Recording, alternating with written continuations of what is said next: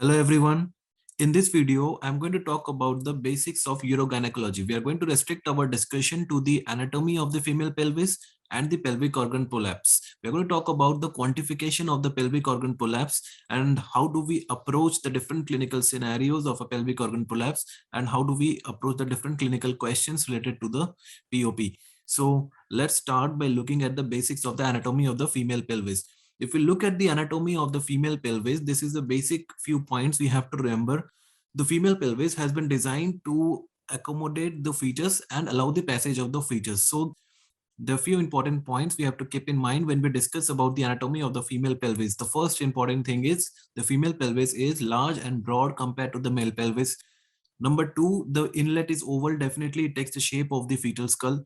Number three, the angle of the inferior pubic rami is obtuse to allow the passage of the fetus easily. And number four, the sacrum is short and wide. The shorter the sacrum, quicker the passage of the fetus. So it has been designed to accommodate the fetus and allow the passage of the fetus easily. So this is basic of anatomy of the female pelvis. These are very simple points, but when it comes in the form of question, we might end up confusing one with the other. Now let us move ahead by looking at the basics of the pelvic floor. See, the pelvic floor is basically formed by a muscle known as a levator ani muscle. This levator ani muscle has three components. As we can see from medial to lateral, this levator ani muscle has three components. We can remember it with the mnemonic of PPI. So the medial most is the puborectalis, lateral to it is the pubococcygeus, and the lateral most is the iliococcygeus. We will look at one by one. Now the puborectalis, if we have to understand the attachments of the muscle, if we know the name of the muscle, the attachments will be related to the name. So the puborectalis is attached behind the symphysis pubis. It goes behind the rectum and then continues with that of the opposite side. So this is the puborectalis muscle which is attached behind the symphysis pubis. It forms a sling behind the rectum and then it continues with that of the opposite side. This mainly puborectalis. So if we make this as a rectum, this forms a sling behind the rectum and mainly the sling is present at the anorectal junction and which helps in the formation of a rectal curvature. So this puborectalis muscle, it forms a sling behind the anorectal junction and continue with that of the opposite side. If you look at the next muscle, that is the pubococcygeus. It is also attached behind the inferior pubic rami and then it will go behind and get attached to something which is known as the anococcygeal raphe. The anococcygeal raphe is a fibrous band which extends from the anus to the coccyx, and this gives attachment to the lot of pelvic muscles and including this pubococcygeus. The pubococcygeus will there be attached to the anococcygeal raphe and this will be continuous with that of the other side. So the first muscle was puborectalis. The second muscle is the pubococcygeus. There is another important thing about the pubococcygeus muscle. This pubococcygeus muscle gives a few slings of fibers around the urethra and the vagina, and this forms the pubovaginal muscles. So this is important as far as support of the urethra and the vagina is concerned. This muscle gives certain fibers around the urethra and the vagina in female, and that is known as the pubovaginal muscles. If we further move laterally, we find a third muscle, that is the iliococcygeus.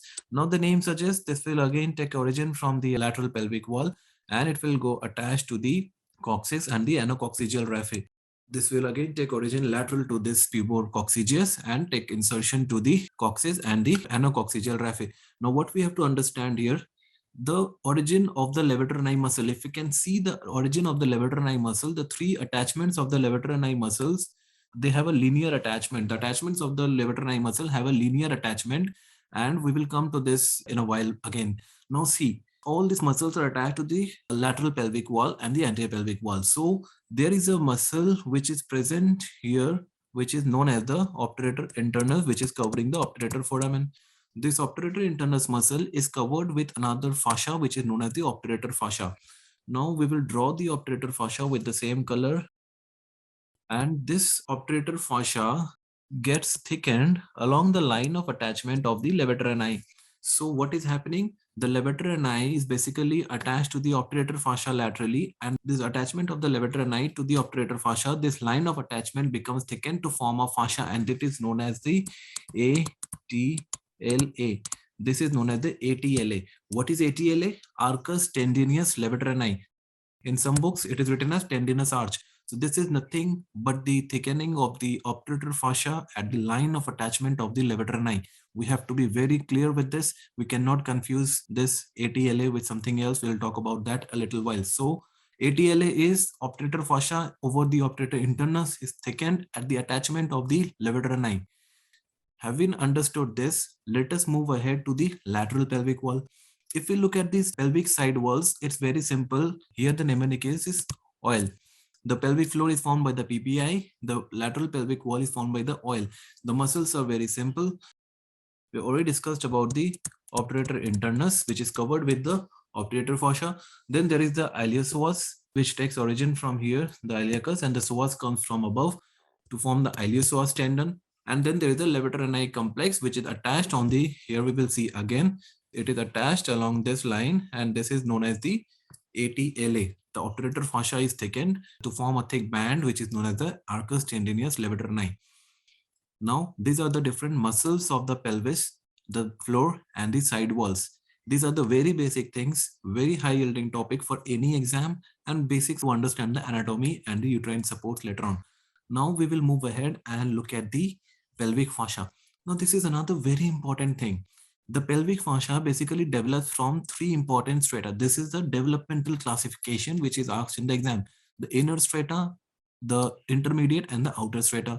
The inner strata, as we can easily remember, the rectum is in the innermost part. So the inner strata has to be the rectal fascia, which covers the rectum. Then the intermediate strata will be covering the uterus, and this basically emerges with the uterus to form the parametrium. So this is the intermediate strata. The outer strata is the fascia transversalis, and this merges with the endopelvic fascia. So rest of the pelvis is covered basically with the endopelvic fascia. Now the basics, what we have to remember.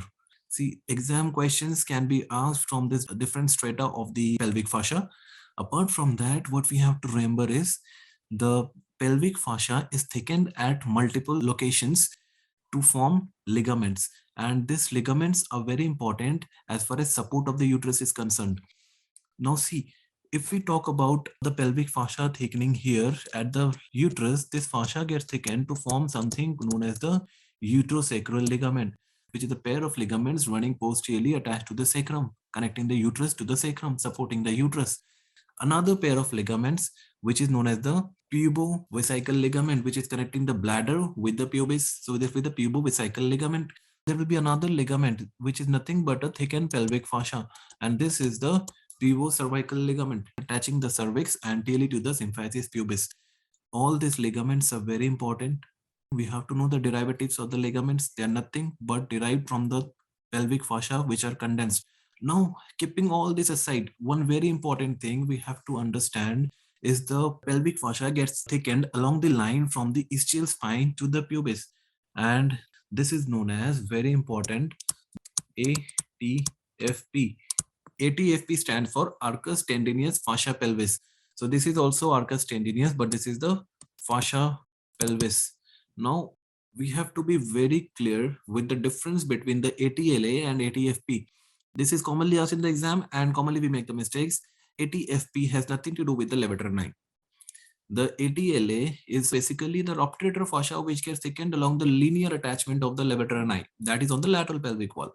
This lies more medially. The ATFP lies more medially, and the pelvic fascia basically gets condensed to form a thickened band from the ischial spine to the pubis.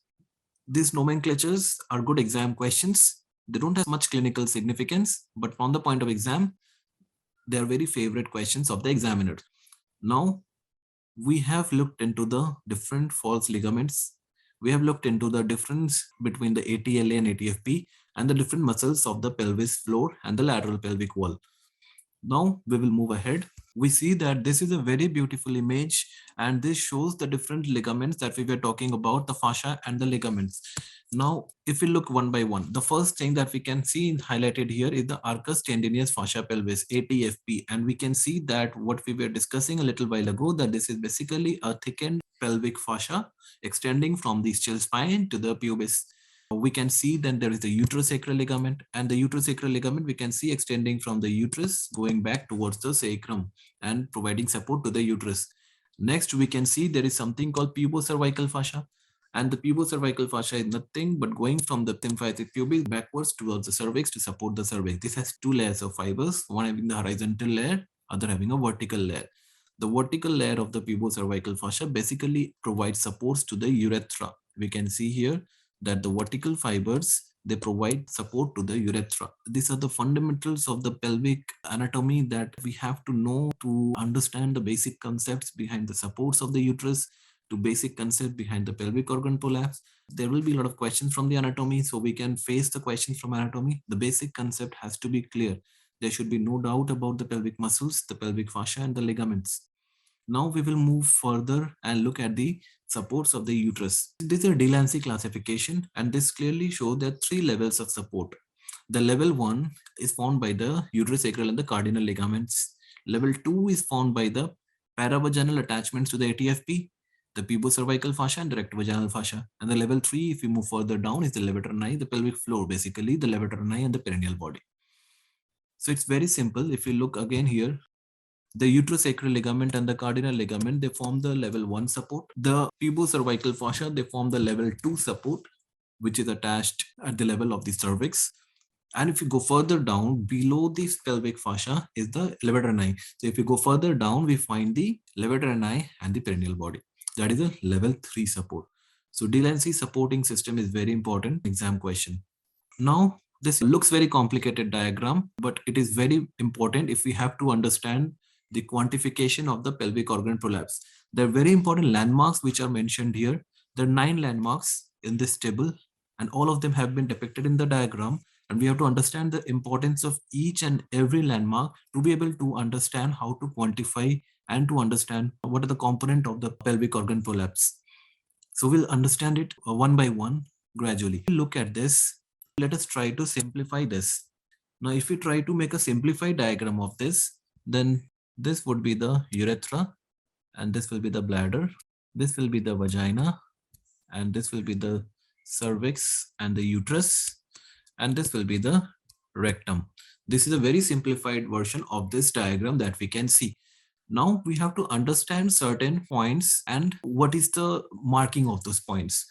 Now, if we look at them one by one, the first point that we have to understand is the genital hiatus. The genital hiatus is the point which is extending from the midpoint of the urethra and it is going behind to the posterior limit of the hymen, that is the posterior of the vagina. So this is the genital hiatus. Then there is another point we have to know which is extending from the posterior limit of the genital hiatus and it will go to the midpoint of the anal canal. Okay, and this point is known as the perineal body. There is another point we have to understand which is the entire length of the vagina, and this is known as the total vaginal length, TVL. So these are the three fixed points to begin with. One is the genital hiatus, other is the perineal body, and third is the total vaginal length. We can see again in this table, which has been very nicely defined, all of them. We can see genital hiatus, the one measured from the midpoint of the meatus to the posterior hymen, the perineal body from the posterior margin of genital hiatus to the middle of the anal opening, and the third is the total vaginal length, the depth of the vagina. We'll talk about the point C and D. Here we come across the point C and D. Now, what is point C? The point C is basically the anterior fornix. So point C is basically the level of the cervix, is the distalmost part of the cervix. It's the distance measured from the hymen up to the cervix. That is the point C. So point C is the distalmost part of the cervix and it's basically the anterior fornix. The point D will be the posterior fornix. In this schematic diagram, the C and D both look at the same level, but it is not actually so. This diagram will actually show you that the point C lies below the point D. The D has more depth compared to the point C, and definitely the posterior fornix is higher than the anterior fornix. We can see here the point D is minus 10 centimeter and the point C is minus 8 centimeter. These are the normal values. When there is no prolapse, these are the normal values. This looks complicated, but we will try to simplify it. We have been discussing about the fixed points. We will try to apply them quickly in problems, but we have to understand the landmarks first. Genital hiatus, we know it. Perineal body and total vaginal length, we have discussed. We have discussed about the point C and D, which are nothing but the anterior and the posterior fornix, or C is the distal cervical margin, D is the posterior fornix. D definitely has to be more than the C because posterior fornix is deeper than the anterior. we have to look at something very important, the point A and point B. When the patient comes with a prolapse, the first thing that we have to do is reduce the prolapse and measure some important landmarks. And what are the important landmarks we are talking about here? Is the point AA and the point AP. The small a stand for anterior vaginal wall. The small p stand for the posterior vaginal wall. So the point AA and BA both are present on the anterior vaginal wall. I'll try to write the point AA here. This is point AA and this will be point AP. Now, what is this point AA? So when the patient has come to us with prolapse, we have reduced the prolapse. We insert a scale and mark a point 3 centimeter proximal to the hymen on the anterior wall and 3 centimeter proximal to the hymen on the posterior wall. On the anterior wall it is AA, on the posterior wall it is AP. This will be the fixed points. Once we have done this, we ask the patient to strain. We ask the patient to cuff. And these points, we have to see whether these points are moving down with straining.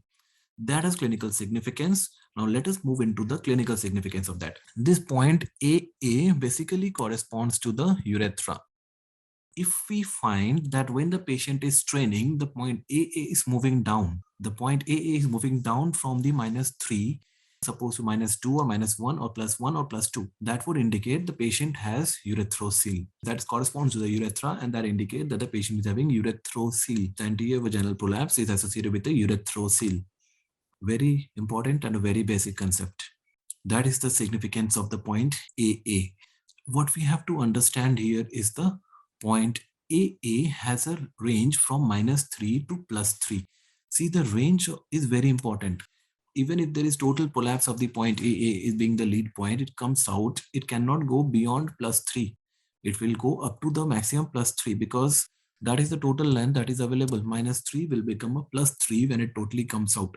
Even for the posterior, AP is also -3 to +3.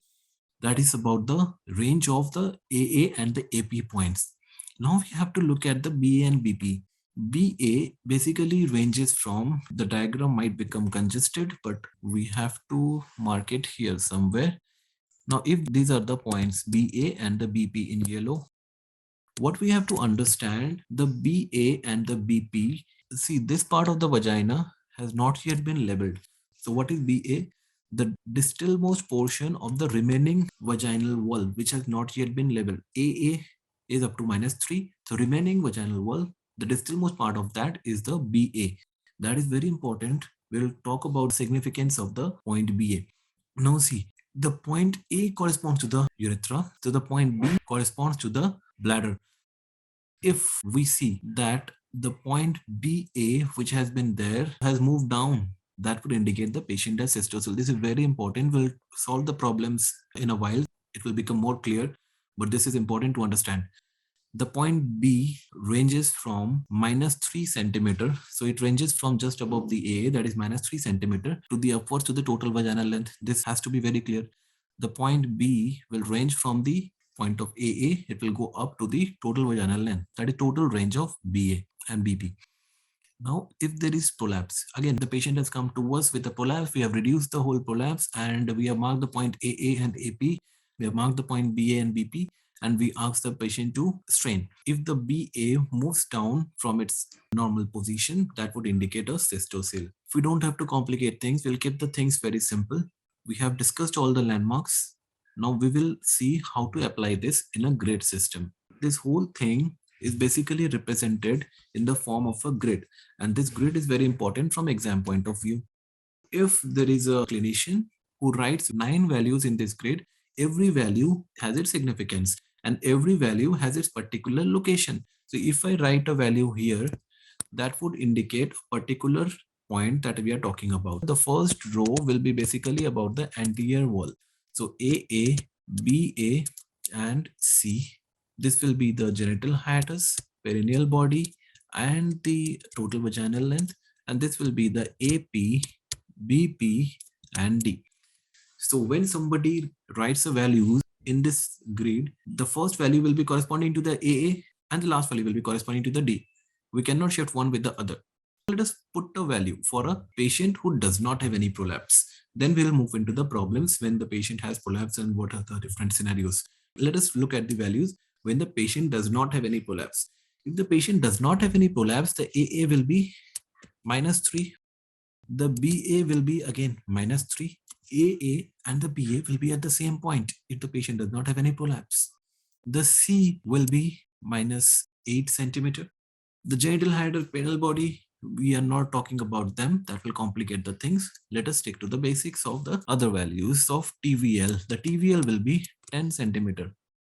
The AP will again be at minus 3. BP will be at minus 3. And D will be again 10 centimeter.